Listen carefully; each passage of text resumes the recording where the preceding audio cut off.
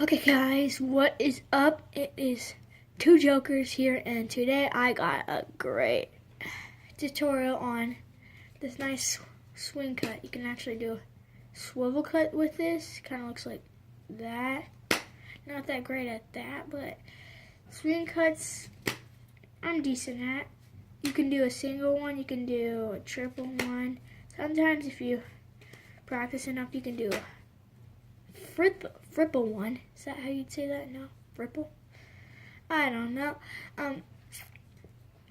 But let's get into the tutorial. And if you have real small hands, if you have my hand size, I'm 11, just saying, and I have pretty small hands, you can still use a decent deck.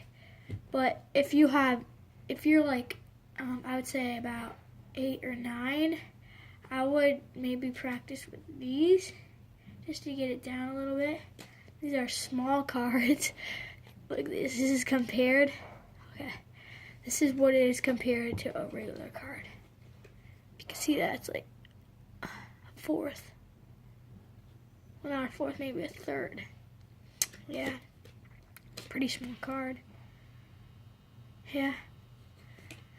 Well, if you have small hands, kind of like me, I don't know. These cards are better for throwing, I can tell you. Yeah. But these cards, if you have small hands like these, I can palm these like no other. It's awesome.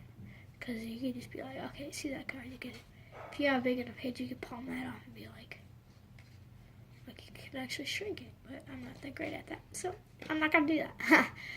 But yeah. So let's get into the tutorial, okay? First, you gotta get a deck of cards. I'm just using my blue deck. And guys, my next video, I think I might use my other deck, the Artifice deck. It's a really nice deck.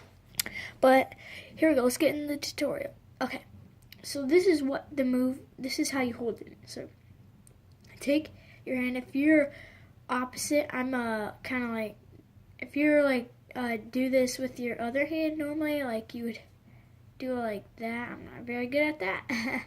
So you can probably tell, but if you do it like that, then just mirror me, okay? But if you do it like me, then just do it. But I guess you do it with the hand that you throw with or you're strongest with, I guess. But here you go.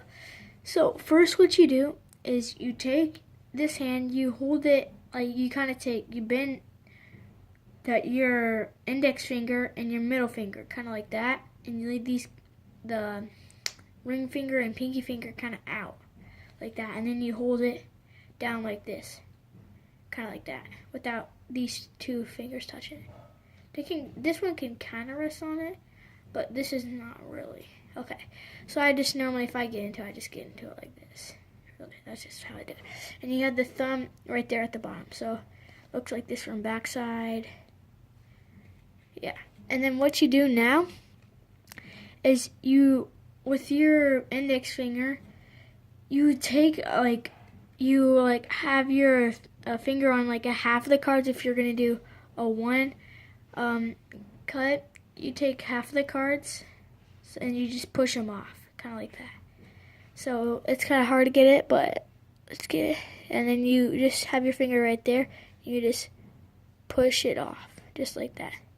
That might take some practice, but you still need to do it, okay?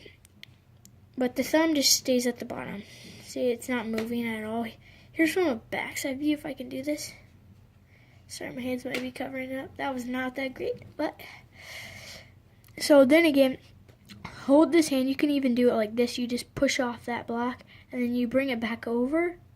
But when you come to grab it, you just take your index finger. On the other hand, you pull it like that, and then grab it. And then when you do that, you just pull that over, and then just slap that on top. So you push off with the index finger. You grab it with your other index finger, pull it away, and then do that move again.